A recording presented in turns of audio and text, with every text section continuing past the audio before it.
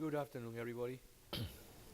Welcome back to the new year. Hope everybody had a good holiday. Relax, no illness, no major hazards, and enjoying the cold weather. I'm not, but some of you may be. Today we have a very important topic, cardiomyopathy, something that we deal with almost every day, and Dr. SHAH and I are going to try to give you a very good sense for how imaging helps in this disease, which really is one of these diseases that imaging plays a vital role. Most these patients come with some sort of clinical symptoms, and most commonly dyspnea is one of the symptoms, so therefore most of the time the echo lab is the first place where you will see patients coming in with cardiomyopathies and trying to make a diagnosis and then decide what further testing to do. So for that reason, I'll start first, and then we'll have DIPAN talk about cardiac MRI, which is playing more and more a vital role in helping us further tone down etiologies and mode of treatments and prognosis. So what the heck is a cardiomyopathy? It's just a fancy way of saying that there's a disease of the heart muscle. You know, nothing more than that. And there is a structural and a functional component of this disease. So from a structural point of view, not infrequently, we see scars, particularly in the ischemic varieties. We see interstitial fibrosis, which is now becoming more and more possible to identify with cardiac MRI. We see non-infarct patterns of scarring that MRI helps us a lot, inflammation and infiltration. From a functional point of view, there may be ischemia.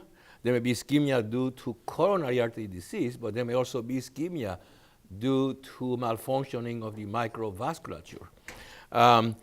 Frequently, you have cardiomyopathies caused by cardiotoxic agents, and there's a whole gamma of interest in the whole field of oncology. We had grand rounds last month on that topic.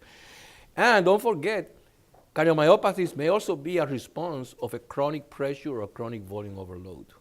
In fact, in the literature, you will find the term valvular cardiomyopathies and so on. And then, of course, a whole gamma of genetic mutations that can produce functional and frequently structural abnormalities. Likewise, with the functional varieties, quite often we end up observing also structural abnormality. Now, from a specific disease entities, this doesn't cover them all, but the frequent structural diseases, of course, MI being top of the list, myocarditis, vasculitis, sarcoid, hemochromatosis, amyloidosis. In the functional setting, just plain ischemia, for example, hibernation. It's a condition where you may have chronic dysfunction, a cardiomyopathic looking ventricle that improves after revascularization. And then, of course, the chemotherapy involved, some of the autoimmunes, sepsis, for example, it's an acute cause of depressed LV function. And then, again, pressure overload and chronic volume overloads. And then a whole gamma of genetics. We're going to try to cover only some of the most commonly seen here. The ones in red means that I'm not going to discuss them today. We have already discussed them in other entities. It's just to make awareness that any of these things can cause a cardiomyopathy because they can cause a problem with the function of the heart muscle and the structure. Now, echo helps us to establish a diagnosis. Something is wrong. Hey, this is not a normal ventricle. And then gives us some sort of classification in a general way. Either it's a big heart that doesn't contract well, which would be the dilated kind, or the restrictive kind, or hypertrophics. And then you have some of the other ones that don't fit any specific classification. Sometimes echo can give us some guidelines as to the possibility of etiologies. And very importantly, using volumes, using cardiac dilatation, RV function, hemodynamics, echo provides a lot of help in establishing the severity stage of a disease from a hemodynamic point of view, and of course gives us a lot of clues towards prognosis in many of these illnesses. So this general classification is one that it's just simply because it's using a phenotypic type of approach. You know, it's a big heart, it's a hypertrophic heart, it's a heart that doesn't look too big, but it has some restrictive hemodynamic components. And then again, a mixed bag of others that don't fit any of these classic descriptions. So when we get to the dilated cardiomyopathies, the most important take-home message, they all look alike. So you see a big heart that doesn't contract well, and then it could be a lot of things, right? It could be ischemic, as we often see, idiopathic, meaning we have no idea, alcoholic, familial. LV non-compaction falls apart because it does have some specific echo appearances that we'll show in a minute. Postpartum, myocarditis, infectious, many of these things, they simply look alike. So the echo tells us there's something wrong with the heart, but then you need a lot more. You need histories, you need some labs, and then not uncommonly, we also rely on cardiac MRI to help us guide us. So look at this, big heart that doesn't look good. It's a young lady who has a postpartum cardiomyopathy. And the only reason you know it's postpartum is because she is postpartum. And you know that there's an entity that has been well described called postpartum cardiomyopathy. It could have been anything else, but the timing is what makes it very likely to be a peripartum or postpartum cardiomyopathy. Important thing about this disease is that it does have about a 50% chance of recovery with therapy in about 6 to 12 months. So it's an illness that, as sick as they can be, there's a fair amount of hope in the horizon for them, particularly now with medications. Another big, bad-looking heart. What is it? It has biatrial enlargement, it's a big back heart, body F, a little bit of MR, functional MR, 45-year-old with acute heart failure. That wouldn't tell us anything about etiology. It could be many of the things that we showed in the previous slide, until you find out that he has positive HIV. And in fact, he has HIV or AIDS cardiomyopathy. So it's putting, frequently the history together with just a bad-looking heart. And this particular patient had been diagnosed for 5 years. He was receiving intensive anti-HIV medication. Very interesting entity. We're seeing a little bit less of it now because actually prophylactic HIV therapy reduces the incidence of this. So I think we used to see a lot more of it years past. However, it's a bad news. When people present with this, they usually have a short survival, increased mortality. Possible mechanisms are still in the literature being debated. Is it an infection? Is it really virus in the myocardium? There's been some issues, some concerns about nutritional deficiencies in some of these patients and even autoimmune problems. And in therapies, there has been, obviously the most important therapy is HIV therapy. But there's been also some studies suggesting that immunoglobulins may help. I think it's not a bad illness. It's not a good news for a patient with AIDS to have this. And I don't think that we've made any major progress in saving them once they present as sick as this particular patient did. The good news is that we're seeing less of it because the prophylactic therapy does work. Now, this is a type of dilated cardiomyopathy that does have a very specific appearance that allows us to make a diagnosis. First of all, note that the heart is not that big. Often these patients do not have huge hearts. They may be slightly dilated, but they don't have these very big hearts that we see in some of the other types of cardiomyopathies. And this is, of course, LV non-compaction, which the feature being all these very, very long trabeculations. So-called spongy transformation of the myocardium, which is the fetal appearance of the myocardium. So basically, it's a genetic disorder where the myocardium remains in that fetal form. Coarse trabeculations, deep recesses that cover a lot of the endocardium. Close to a half of the LV endocardium non-compacted, and these trabeculations do not have communication with the coronaries. And this was from an article in Circa in 1990 showing, basically they created this criteria where if you look at the total length of a trabecula, okay, divided by the endocardial thickness, you have to have, that ratio have to be more than 2. In this case, it's way more than 2. And again, it's one of those things that most of the time when you see it, it's quite apparent. There's some milder cases where people have sometimes argued, gee, is this just a cardiomyopathy that has a little bit of increased trabeculation, or is this non-compaction? So when it's like this, no problem. Some cases can be a little bit more subtle, and I think, again, this is an area where we found either contrast can help, and if not, cardiac MRI definitely can help also. But this type of, when it's like this, I don't think you need much more imaging to make a diagnosis. Hypertrophic cardiomyopathy is an entity which, of course, deserves a conference by itself. We know about the typical hypertrophic obstructive cardiomyopathy, most frequently with asymmetric hypertrophy, i.e. septal thickness much greater than posterior wall thickness, anterior motion of the mitral valve, and LVOT dynamic obstruction, where therefore you see the jet has this dagger shape as the obstruction worsens throughout systole. Now, many patients may have the hypertrophic features without the SAM or the obstruction, and some of them never have it, but many of them, if you provoke them, then they will show it. So this patient shows a nice provocation with Valsalva.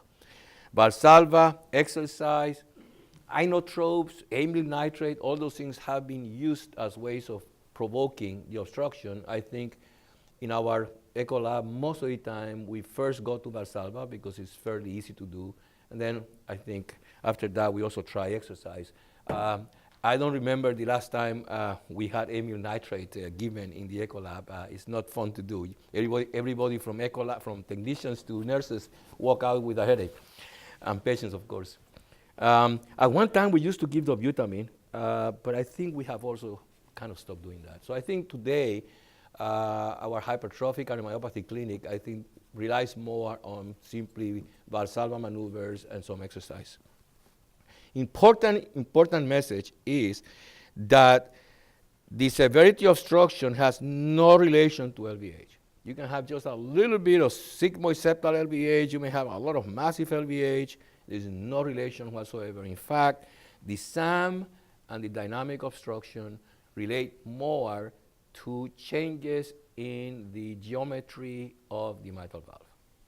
And that, again, has been a subject of wonderful research. The group in Boston, particularly Dr. Levine, did a lot of very nice description of the changes with elongation of the posterior leaflet, certain subtle changes, the papillae muscles being displaced more anteriorly, and then, of course, the geometric shape of the LV and the hyperdynamic function of the LV. And that's why the smaller the cavity, the more hyperdynamic it gets, the more likelihood for SAM. But it's, again, you have to have certain changes in the mitral valve structure for SAM to occur. And that's why sometimes we also see SAM with acute MIs. When patients that come in with very dynamic contraction at the base, if these patients have those changes in the mitral valve, they can provoke the SAM. So there's no relation between SAM and severity of LVH. That's the important message. Also, clinically, when the diagnosis is not this pronounced, when somebody just presents, let's say, with LVH, we have to look for secondary causes of LVH, such as hypertension, AS. Of course, the athlete heart has been a subject of a lot of interest discussion. And then cardiac amyloidosis may look like a hypertrophic cardiomyopathy. It looks like a hypertrophic heart with a small cavity. The tip of there, we'll see more examples later, is that there is a relative break in relation between the amount of quote-unquote hypertrophy and the EKG QRS voltage. And then sigmoid septum in the elderly is an entity that, is still out there. Is this some sort of an old person that has some sort of genes, or is this something else? And we see that a lot. Little old ladies particularly that have that sigmoid-shaped septum. Some of them, under right conditions, can develop SAM. We've seen some of these little old ladies come in with, sepsis or some sort of hyperdynamic state, and they can get SAM. So, to be honest, I don't know that we know for sure what the heck that is from the point of view of is it a milder form of the genetic disorder, or what is it? And then there's some real rare diseases that at times we may have to think about. Fabry's disease, glycogen storage, mitochondrial myopathies, Friedreich ataxia. These are all diseases that could look like hypertrophic cardiomyopathy. Of course, a tumor can infiltrate the myocardium and at first glance make you think of a hypertrophic cardiomyopathy, and occasional mural thrombus, although I don't think that's That's a common problem of differentiation. You should also know that although asymmetric septal hypertrophy is 90% of these patients, about 5% come in with concentric LVH, with or without SAM, okay? One question is this concentric LVH just a phenotypic expression of the genetic mutation they have, or is it that they have so much obstruction, LVOT obstruction, that they get also secondary posterior wall hypertrophy? Interesting discussion, because quite often you can see some of this concentric LVH with a lot of SAM and obstruction too. Then we have these rare ones. To be honest, I don't remember the last time I saw this last one here. This we see very rarely. This is the one we see most commonly. The apical hypertrophy variation, which is interesting. In the Japanese spectrum, they tend to be a little bit more severe in terms of their clinical course. In the US, we see patients with this that overall are doing very well. So this shows you up here, just for comparison, the typical hypertrophic cardiomyopathy, and here you have the apical version where you may have some hypertrophy at the base, but it's just a lot of apical hypertrophy with obstruction at the apex, so that if you do an LV angio, for example, you have this very classic apical trapping that looks like an ACE card. So very typical appearance, and a very typical EKG. These are the people who come in with these wild-looking diffuse T-wave changes. If they come in with chest pain, if they're homeless, they can walk around hospitals in Houston, come in with chest pain, get that EKG, and at least spend one night in the hospital. So, it's one of those EKGs that if you go to an EED emergency room with chest pain, they'll look at this and say, oh my God. But this is chronic. They walk around with it. They can be actually pretty asymptomatic with these findings.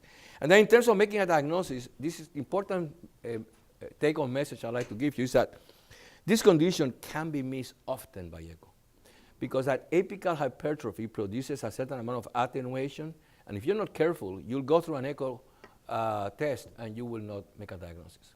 So you have to be careful about thinking about it, and for the sonographers in the lab, in the conference, the short axis view is pivotal. If you get on the habit of trying to always get down towards the apex and do an apical short axis, you will pick up a lot of these diseases, because you see at the apex, basically there's no cavity. And you have this massive hypertrophy. So a well-done short axis at the apex can be extremely helpful. Color can help also sometimes, because you might miss it by 2D, but then the color shows you that there's something weird going on here with trapping of the blood. And then contrast, of course, gives you beautiful demonstration. If you do contrast, you should not miss ever any hypertrophic cardiomyopathy. But you have to suspect it so that you are willing to spend $100 popping a contrast ampule and also putting an IV. So it's a thinking of it. Otherwise, the patient may go through a lab and that be totally missed. And we have missed them in the past. So the sonographers, you are the first line of thinking through it and being suspicious of it. So let's talk a little bit about this group of infiltrated restrictives, a bunch of them in here. Obviously, amyloid being the one that we see the most commonly. This is an amyloid patient, because I'm telling you, right? I mean, if you look at that heart, what do you see? You see hypertrophy, okay? Oh, yeah, there's a little bit of prominence, speckle appearance. That's the worst criteria you could think of. I could show you some wonderful chronic renal failure patients that have that wonderful speckle appearance. So that would be the least thing that you would look for. Basically, you have concentric LVH, what looks like LVH, with a risk EF that can vary all the way from normal to pretty bad, as I'll show you in a minute. You have somebody with some symptoms. Bilateral enlargement is a very common finding. EF varies all over the place. Diastolic dysfunction is universal. It's universal. And this last thing is, it's extra credit if you see it.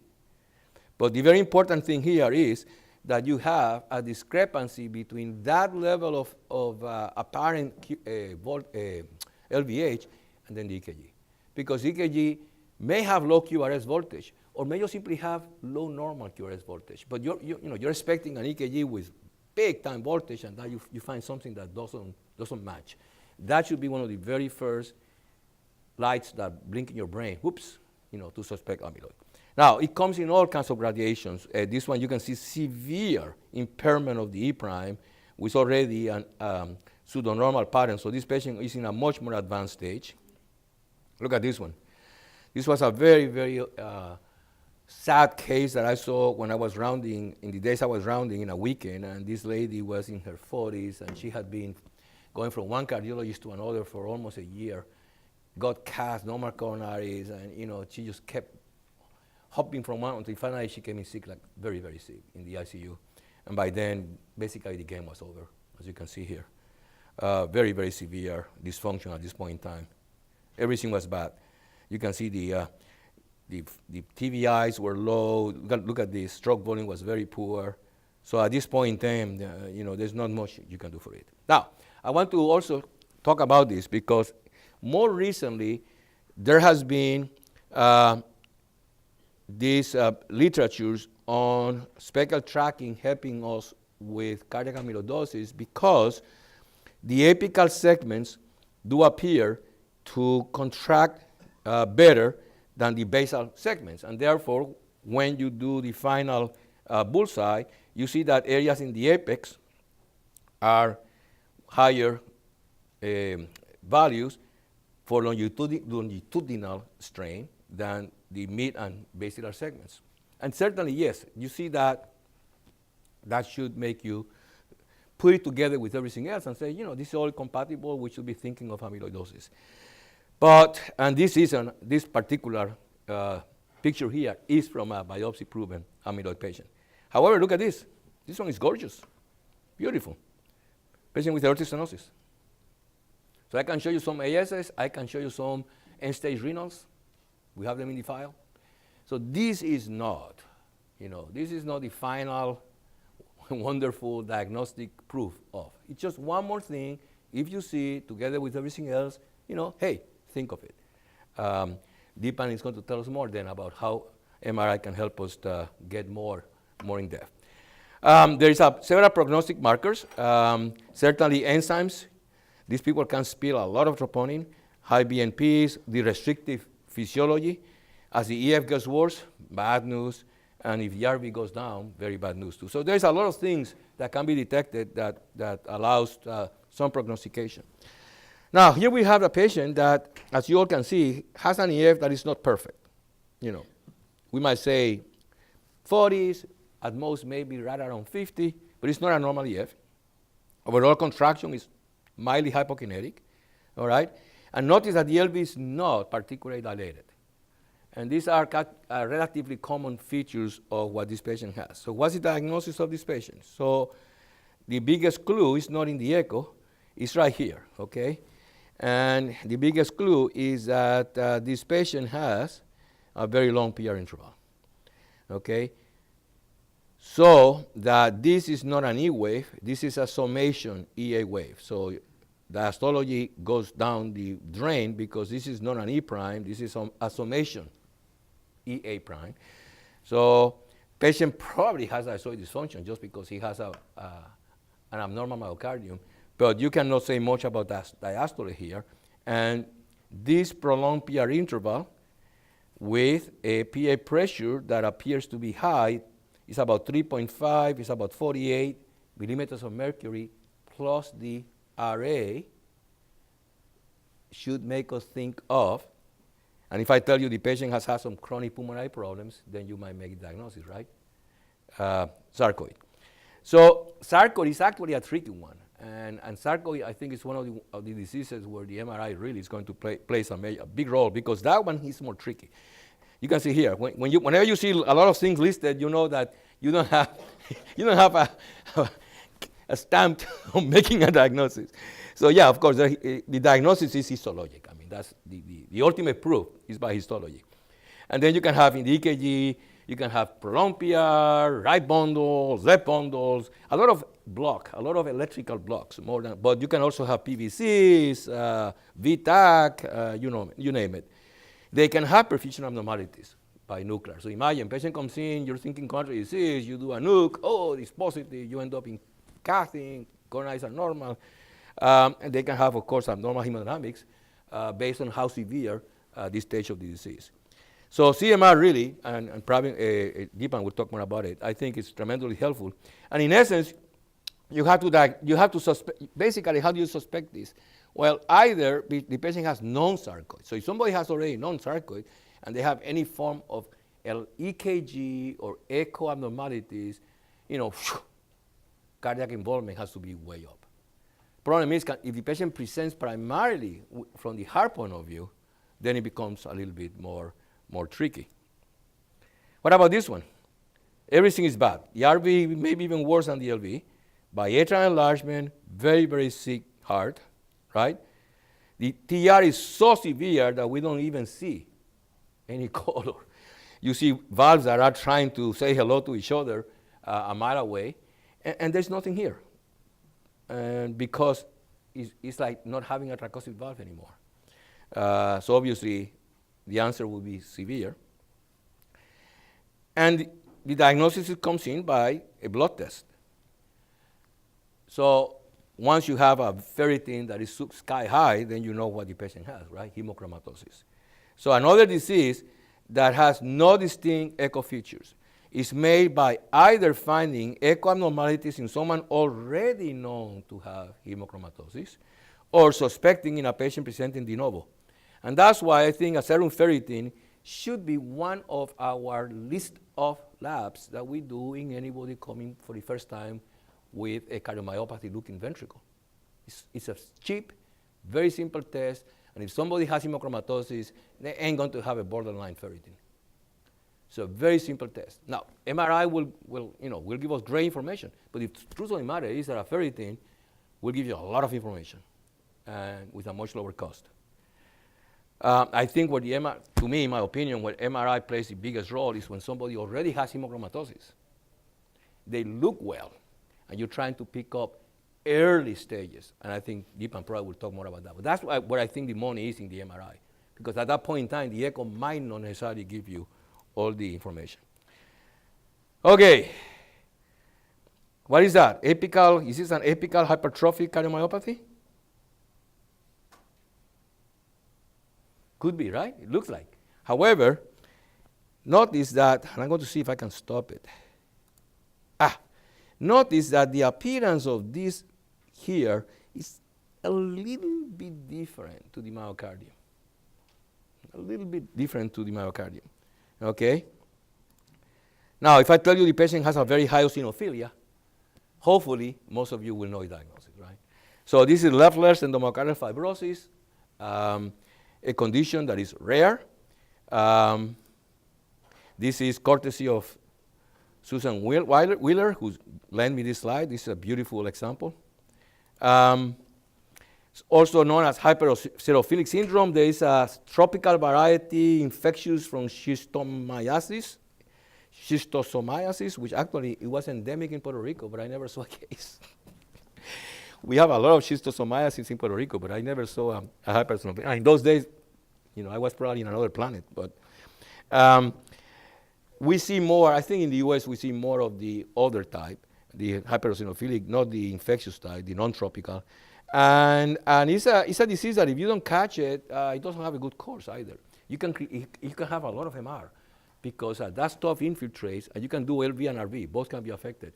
You get restriction of the mitral valve, so the coaptation gets out, and then these people can also come in with a lot of MR. At one time, the only treatment was surgical. And you needed a surgeon with gray hair because you need a surgeon that had been exposed to those illnesses. And you basically you go in and try to scrape that stuff out. Now, I think there's a lot of emphasis on the new modes of therapy, either low dose imatinib, which is a chemo-type agent, immune suppression, even steroids, hydroxyurea. This is an illness, of course, that if you make a diagnosis, then you call some experts because it's a rare disease. But the good news is that now there are some medical treatments that are making an impact. The bad news might be that we may be losing the surgeons that have the knowledge of being able to go there and remove that substance out. It's not a common disease. We go years without seeing one. And of course, this is a slide I'm sure DIPAN will show again, is that in a lot of these restricted cardiomyopathies, the prognosis, if you make a diagnosis already when they come in sick, with a lot of the findings that I just showed you, the prognosis is usually very bad. So the take-home message here is, anybody that we see in the clinic that has symptoms, that the echo shows some features, some abnormalities, you're not very sure. Heart is not huge, baggy, it's more normal. You may have a lot of diastolic dysfunction. These are situations that we have to start thinking, putting particularly things like amyloid, which are the ones that we see more commonly, up in our radar screen, because otherwise we can miss them, as it happened to that old lady that I saw in the ICU many years ago. So this is very important. And lastly, I like to just touch a little bit about others, this other category. Takotsubo, you all know it very well. It looks like an acute MI. This is the typical apical variant where you have what looks like an LAD infarct. 10 days later, perfectly normal and normal coronaries. Then you have these other ones where you have this involvement of territories that do not match a blood vessel. So this patient has, you can see the apical long axis here with recovery. In the two-chamber view, we can see abnormalities at basically a mid variant. And that doesn't fit any particular vessel. That's another one of the clues. The typical thing here that makes it always come up in the radar screen is that many of these cases are associated with a significant stressful situation. Arguments, somebody being mugged, a patient that I saw in the process of being intubated had a very stressful intubation, and then after that expressed the entire picture of Takotsubo and recovered too. So the interesting thing is that now they actually have an animal model. So there is rats exposed to physical stress, and they express the disease. So more and more, there is good evidence that it's a form of catecholamine toxicity. It's a form of adrenaline toxicity. Very interesting condition. Most of the time, they do recover. This one, I'm going to bring it up to say that, yes, there are some echo features. There are echo features. This is taken from the literature, showing RV enlargement, RVOT enlargement, which is quite common, and aneurysmal segments, particularly in the apex of the RV. And of course, you can have RV dilation and RV dysfunction. So echocardiographically, think about it. If you have an enlarged RV or RVOT, if you have any type of RV dysfunction, whether it's overall global or segmental, strain perhaps may give us some extra help. I think it's still work to be done. Exclude other causes of RV enlargement. The LV could be normal, but it has been involved too. But this is part of a constellation of clinical findings and EKG findings. So this is just the imaging part. But as you know, this patient clinically present with arrhythmias. EKG can have an epsilon wave. So again, it's putting the echo together with a young person that has certain arrhythmias type. They may have even had an episode of quote-unquote sudden death. EKG abnormalities, and then you put it with some echo findings. Today, of course, we have MRI to help us a lot in this diagnosis. So I have been, I'm sort of being the how you call it, the small band to preparing for the big band. So, so Dr. Shah, you don't have to do many slides here saying that MRI is better than echo. I mean, those times are over. Tell us about how MRI takes us to the next level of diagnosing.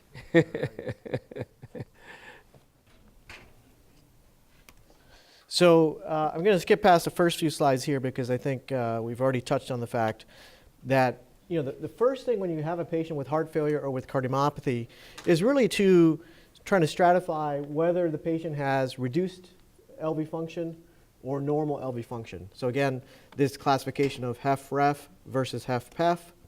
And then obviously the reason that's important is because we know that most of our therapies to date are really based on treating patients with HFrEF, with reduced ejection fraction. I think there's still a lot more work to be done in trying to identify the best way to treat patients with preserved ejection fraction, but with heart failure. And so, echocardiography, again, is going to be your first line modality. And then in cases when the echo is suboptimal or there's a question, that's when you could proceed on to CMR for assessment of LV function. as well as volumes and contractility. The second thing you want to know, so the first thing I think is you want to know what's the patient's ejection fraction and what's their volumes. The next thing you want to know is this LV dysfunction or this cardiomyopathy due to coronary artery disease, or is this due to something other than coronary artery disease? And the reason, again, is because we know that if it's due to coronary disease, the prognosis is very different than if it's due to non-ischemic disease in general. So as we can see here from this publication, almost 15 years ago, patients in general with ischemic cardiomyopathy have a worse prognosis than patients with a non-ischemic cardiomyopathy. And so cath is going to be one of the ways that you do that to try to identify whether it's ischemic or non-ischemic. But there is a role, I think, for imaging as well, whether it be PET, whether it be nuclear scintigraphy, dobutamine echo, and then also for cardiac MRI. And we're going to have a whole lecture in a couple of weeks on the role of imaging in ischemic heart disease and assessment of myocardial viability. So just kind of stay tuned for that. What we're going to touch on today is for people who have non-ischemic heart disease. So, I think the first thing obviously is, let me skip past this here in the interest of time,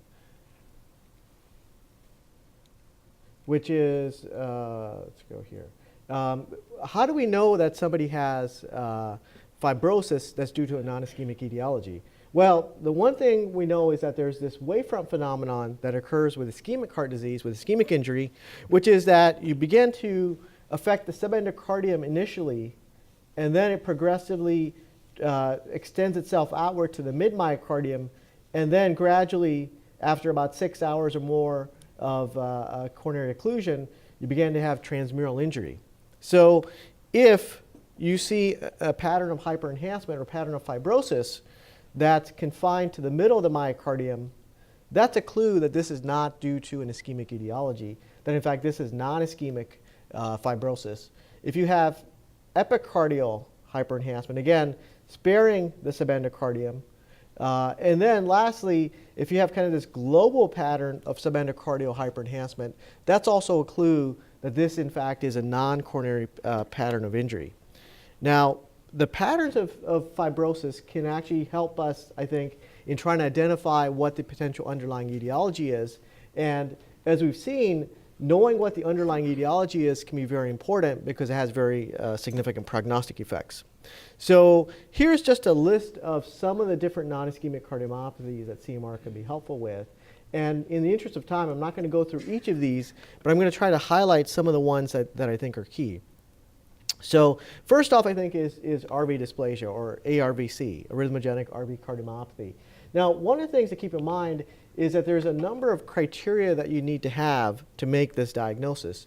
And imaging only provides one of those criteria. So you need clinical history, you need family history, you need EKG findings and other things.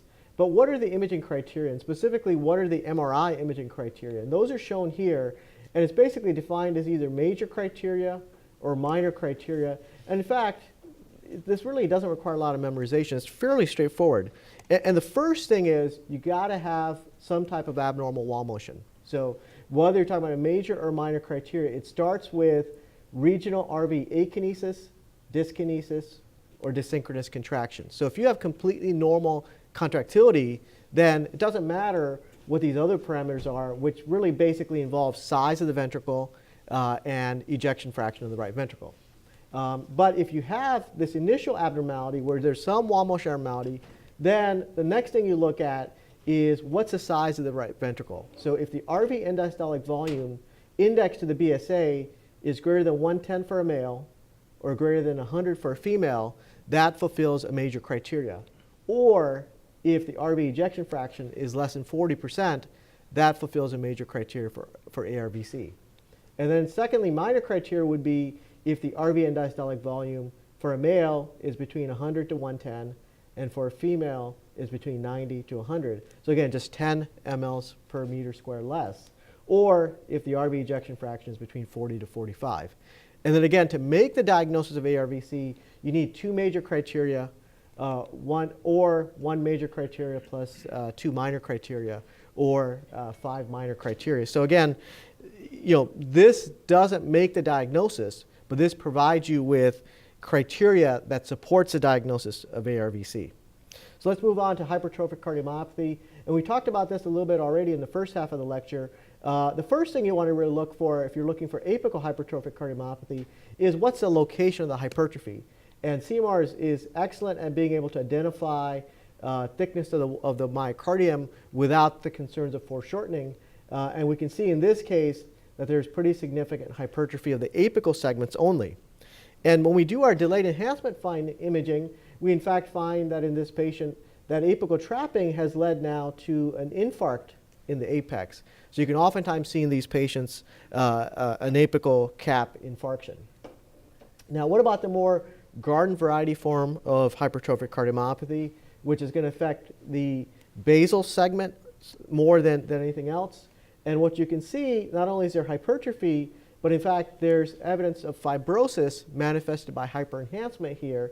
But what's usual about this is that it's in a location in the middle of the myocardium at the RV junction sites, at the anteroseptum and the infraseptum. And again, this is one of the classic findings that you see with CMR in the setting of hypertrophic cardiomyopathy. And again, this is not a pattern of fibrosis that you would expect from coronary artery disease. What we know from histology studies is that this obviously is the area of the greatest myocardial disarray, and it's because you have LV fibers coming in at one angle and RV fibers coming in at a different angle. And so this is an area that's more predisposed to develop fibrosis. And there's autopsy data correlating, in fact, the fibrosis that we see by CMR and evidence of fibrosis that you see at the time of histopathology. Now, what's the importance of this fibrosis? Well, so this was a nice publication from a few years ago of about 1,500 patients, multi-center observational study, where they looked at the quantitative extent of fibrosis in patients with a known diagnosis of hypertrophic cardiomyopathy. And what they found was, in fact, as the extent of fibrosis increases, the freedom from sudden cardiac death goes down. So in other words, the likelihood of sudden cardiac death increases with an increasing scar burden. Furthermore, increasing scar burden, as is shown here on the y-axis, the x-axis, was also correlated not just with sudden cardiac death, but also with increased mortality from end-stage HOCM as well. So in fact, increasing fibrosis burden leads to both arrhythmic complications with hypertrophic cardiomyopathy, as well as the pump failure and the end-stage heart failure complications that can occur with hypertrophic cardiomyopathy. So to summarize, CMR, I think the role that it has is one in identifying ventricular morphology as well as function in patients with hypertrophic cardiomyopathy, has the ability to identify fibrosis in patients with hypertrophic cardiomyopathy non-invasively, and it has the ability to predict all-cause mortality as well as sudden cardiac death risk in these patients. Now, let's move on to Takotsubo's cardiomyopathy. And again, we have these Mayo Clinic criteria for diagnosing Takotsubo's cardiomyopathy. And really, I think that the mainstay of this is that there's EKG abnormalities, that there's angiographic evidence of coronary disease, that there's reversible regional wall motion abnormalities that extend beyond a epicardial coronary distribution, and it has to be in the absence of other conditions that could mimic this, such as hypertrophic cardiomyopathy, significant intracranial trauma, acute myocardial infarction, and things like that. Now, this actually is a very nice multi-center study that I want to highlight of 239 patients that presented with Takotsubo's cardiomyopathy. And what they found was, in fact, that most patients, in fact 82% in this cohort, presented with the classic apical ballooning syndrome as you see here, which really you could say looks like an LED distribution type of wall motion abnormality. In fact, about 17%, so close to 1 in 5 patients though, presented with a mid-wall ballooning pattern as is shown here, where the basal segments and the apical segments are spared, but the mid-wall segments are the ones that are affected. And then a very small percentage, 1%, actually presented with what they refer to as a inverted ballooning syndrome, where really the basal segments are affected. So again, we think of it as classically the apical segments, but keep in mind any of these segments can be affected. And then, in fact, in about a third of patients, there was this pattern of biventricular ballooning where the RV is affected as well as the LV as well. Now, one of the things with Takotsubo's is when we do our delayed enhancement MRI, in fact, we don't find evidence of myocardial fibrosis. So again, this is a patient who presents with one of these classic Walmart abnormalities, obviously with that clinical history. And when you do the delayed enhancement MRI, despite having this huge Walmart abnormality, there's no evidence of myocardial fibrosis that's present.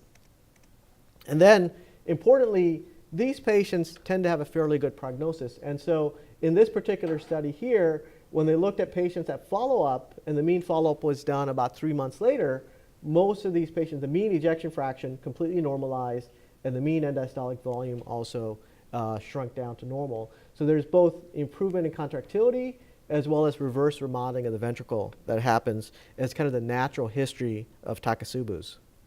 Now, let me move on to another condition, myocarditis. And this is a common referral that we'll see in the CMR lab. And again, I like to highlight this publication. This is almost 13 years old now, from 2004. And this was a German group that studied a series of patients that presented with suspected myocarditis.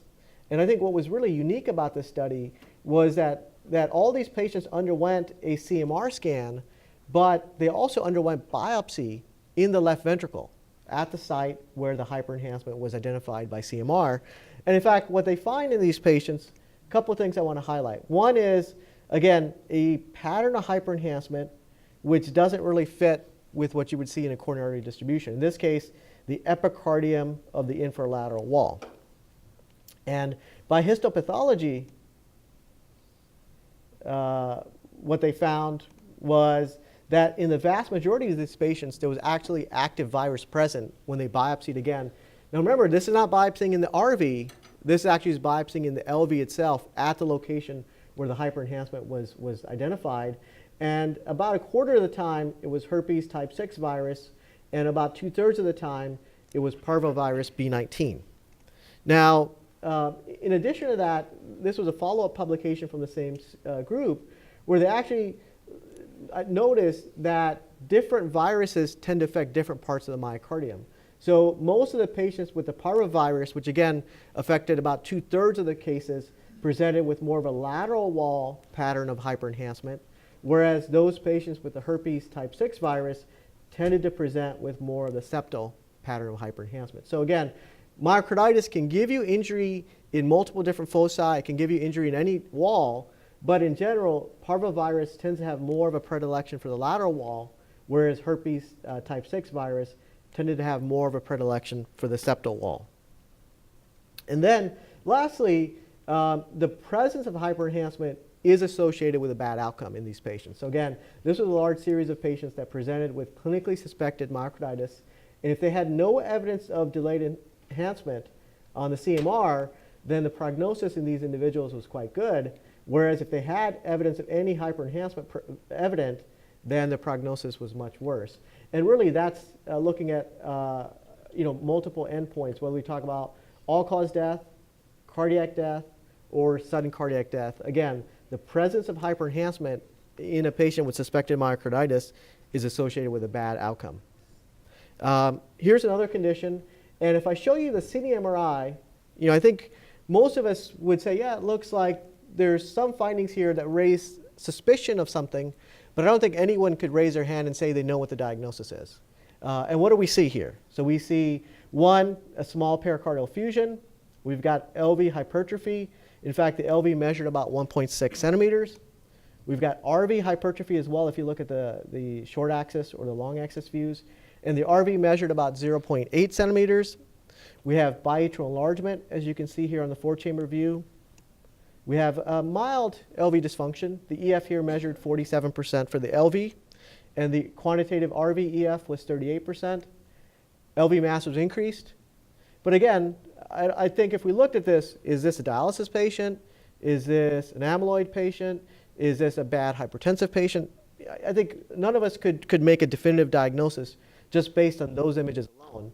If I show you the delayed enhancement findings, however, I think it becomes very apparent. What do you see here?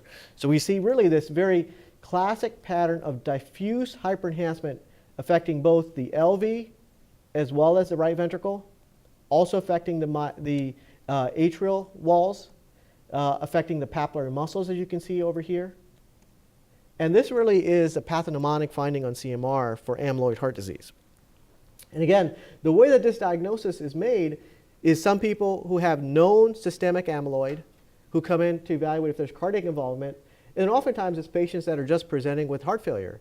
And then CMR really is identifying the first clue that the etiology of this heart failure is in fact amyloid heart disease. Now, this not only is useful from a diagnostic standpoint, but it's also useful from a prognostic standpoint as well.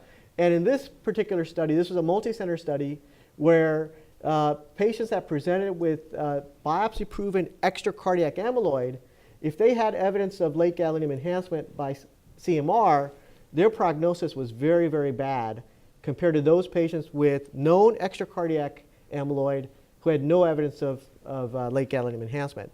And in fact, the CMR was a better prognosticator than clinical history based on New York Heart Association class 1. Even class 1 here, you can see the prognosis is not very good. So again, CMR I think helps identify prognosis in these individuals.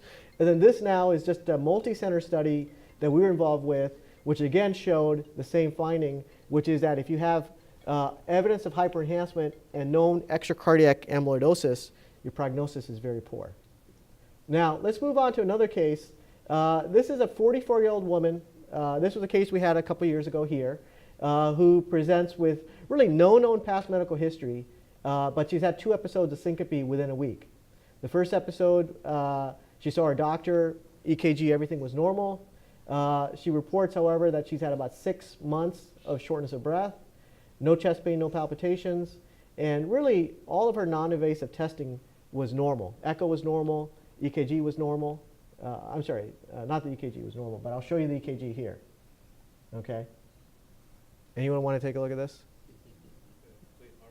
Okay, complete heart block. So what do you, right off the bat, what are you thinking now? Okay, so you're thinking very good, because, and I'll show you what the guidelines recommend with regard to this. Let me skip past some of the other stuff and get to the key findings here. So if you look at the echo, let me see. So I guess we will not do a comparison to echo because it won't play for us, but the CMR plays for us. So what do you see? So you've got obviously hypertrophy of the septum, right? You've also got an area of hypertrophy here in the lateral wall. And what about contractility? How does it look? Looks normal, right? Okay. So based on this, we'd say normal LV function, but there are a couple of areas that are hypertrophied. Now, this is where, if I show you some of the other findings, which is look at the late gadolinium enhancement, what do you see? Yeah, so you've got basically this lateral wall, which shows some hypertrophy, actually in fact shows hyperenhancement as well. And if you look at the septum, also, this area right here that was hypertrophied also shows hyperenhancement. Now the other finding that's interesting is what about the RV? If you go back and look, the RV wall also is thickened as well, right? Parts of it. Localized parts of the RV are thick, and there's hyperenhancement present in this area as well. And in this particular case, we also did a technique called T2 or edema imaging, and you'll notice there's increased signal in these areas where there's hyperenhancement that we saw, right? That tells you that this is acute hyperenhancement due to increased myocardial water content. And so obviously, you put this together, coupled with the next image, which I'm going to show you, which is this right here, which is the just simple morphologic images through the chest. And if you pay attention, I know we're not radiologists here, but pay attention to the parahilar and the paratracheal area. You see a lot of little nodules, right? Fullness. This actually is evidence of lymphadenopathy. And again, so in every CMR scan, we'll always do some morphologic images through the chest as well to see if there's associated other abnormalities in the chest. And so when you put all this together, obviously, as Man said, these findings, hypertrophy in the basal septum, lateral wall, RV free wall, gadolinium enhancement in those same territories, as well as increased water content, is really all suspicious in the presence, obviously, of adenopathy of acute cardiac sarcoid involvement. And so this was an example of a patient who presented really with not a known diagnosis of sarcoid, but rather with a cardiac complaint, who now the CMR is useful in actually pointing you towards, one, that there is a myocardial abnormality, but secondly, actually potentially what the diagnosis is. Now, as was touched on earlier, how do we diagnose cardiac sarcoid involvement clinically? Well, it's based on these Japanese Ministry of Health criteria, and it's really looking for abnormalities in the EKG, abnormalities in wall motion, perfusion abnormalities, or abnormalities in LV function. And in the interest of time, let me skip past this here. But let me just kind of show you in one particular study where they looked at a series of about 100 patients, in this case with known extracardiac sarcoidosis, but instead performed CMR to see if there's cardiac involvement. You can find that there's hyperenhancement that you see in multiple different patterns. It can be transmural, it can be mid-myocardial, it can be epicardial, sometimes affecting the RV, or you can actually have multiple patchy foci. And so again, the pattern of hyperenhancement or pattern of injury with sarcoid, I think, can be a great masquerader because it can really be anything. Any pattern of injury can occur with sarcoidosis. In this study, what they found was that by CMR criteria, just looking for evidence of hyperenhancement, there was cardiac involvement in about 25% of patients in this series versus Japanese Ministry of Health criteria, which are abnormal only in about 10 or 12% of these patients.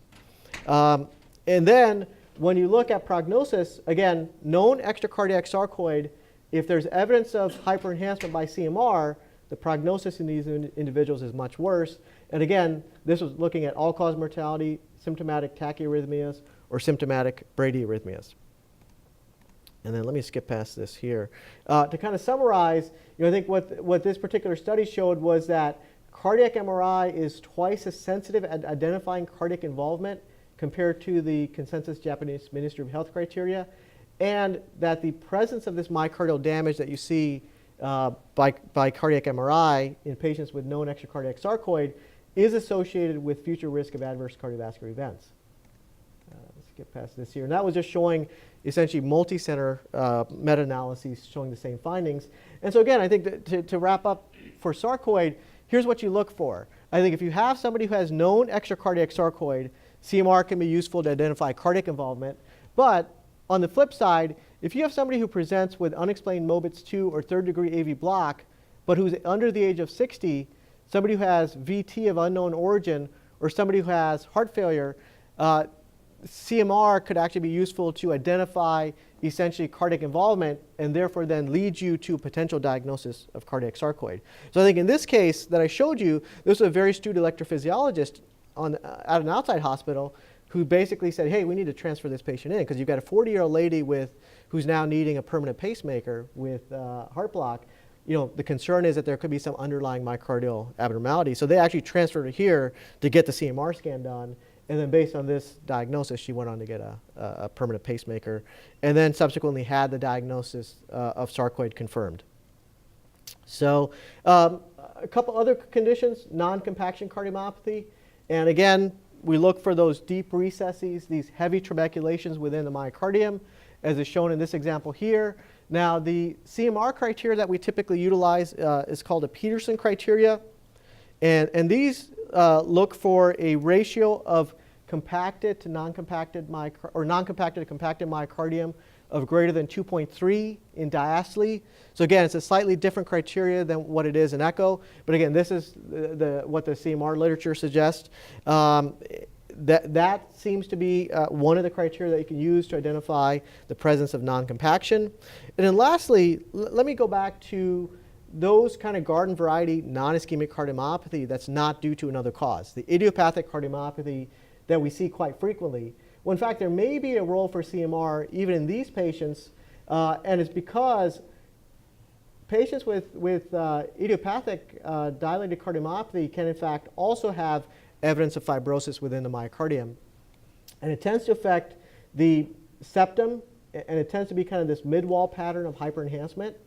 What's important is that these patients tend to have a worse prognosis. So this is a marker of a more advanced, a more significant non-ischemic idiopathic cardiomyopathy. And in this study out of England, they found in fact that those patients with idiopathic dilated cardiomyopathy who had evidence of fibrosis had worse all-cause mortality as well as worse cardiovascular mortality or need for heart transplantation. And also, the incidence of sudden cardiac death was worse in this group as well. And then this now is just a meta-analysis of multiple different studies in non-ischemic idiopathic cardiomyopathy, again showing consistency across numerous studies that the presence of fibrosis is associated with worse all-cause mortality, with worse heart failure hospitalizations, as well as with a composite endpoint of arrhythmic endpoints. So sudden cardiac death, aborted sudden cardiac death, or need for appropriate ICD therapy. And then I'm over time here, but let me just finish with this one last one, which is hemochromatosis. And so CMR, I think, now has a very useful methodology by which we can actually identify the extent of iron content within the myocardium. And it's a technique called myocardial T2 star. And it's actually a fairly simple protocol to do. Literally, it's one breath hold. So now we have all of these liver transplant evaluation patients that they're concerned about cardiac involvement. Literally, the patient can go in and out of the scanner within a minute or two. And what this does is it actually allows you, and I don't want to bore you with the physics of how this works, but it basically allows you to identify what we call the T2 star decay within the myocardium.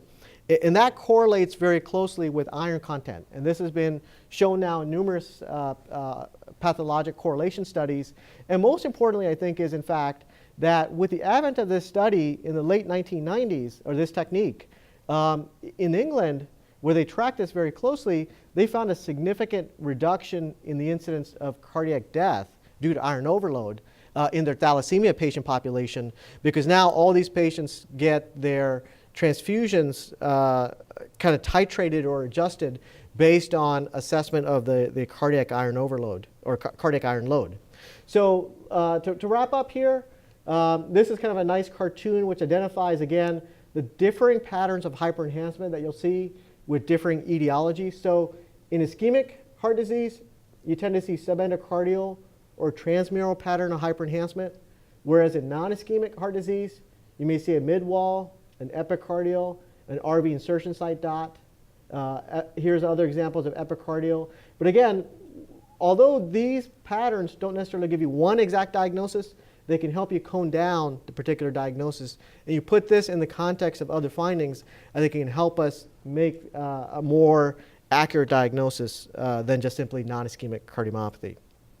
So I think to wrap up, the role for CMR, I think, obviously is in identifying LV function and determining if it's HFpEF versus HFrEF, in identifying the presence or absence of coronary disease, and then lastly, the presence of LGE in patients with myocardial dysfunction with cardiomyopathies can aid both in prognosis as well as in diagnosis. So thank you for your attention. And then maybe just if there's a pressing question or two. Well, a comment and a question. The case you showed of sarcoid, the echo didn't move, but even standstill, it looked like the asymmetric septal hypertrophy was there too. Yes. It's a beautiful example because if you had stayed in the world of echo, you may have gone into, oh, whoa, this patient may have an unusual presentation of HCM and goes to the HCM mode of therapy. So it was a very nice case because actually presented with a picture by echo that could lead somebody towards HCM rather than towards sarcoid. Right. The question is in acute myocarditis, okay, is the hyperenhancement infiltration, inflammation, edema, or scarring? Do we know a little bit more about it? Yeah. Are there any serial studies showing that it goes away or it stays? Yeah, so and I had a slide that I took out because of time. But yeah, so the reason you get hyperenhancement is basically there's an expansion of the extracellular space, right? And that space is expanded because of myocyte necrosis as well as kind of an inflammatory process that occurs. Now, what happens in follow-up? So there's been studies that have looked at follow-up, and the hyperenhancement pattern or the myocyte injury obviously has occurred will lead to persisting hyperenhancement. But the thing is, as a lot of the edema and everything resolve and it transforms to a scar, the size shrinks down. So now what can happen though is if you have a very small area to begin with, as the size shrinks down, it may now be below the resolution of your technique. So it may appear as if it's going away, but in fact it's not really going away, it's just gotten much smaller. And that hopefully is a better prognosis too. Hopefully. Yeah, if there's He had gotten smaller. because what it tells you, there was a small burden to begin with, right? Yep. Okay, any other? How about stress cardiomyopathy? Is there something that can differentiate it? I mean, is there any edema without necrosis that imaging can tell us one way or another? Yeah, so, yeah, and I took that slide out. There, in that particular study, they did look at water imaging as well.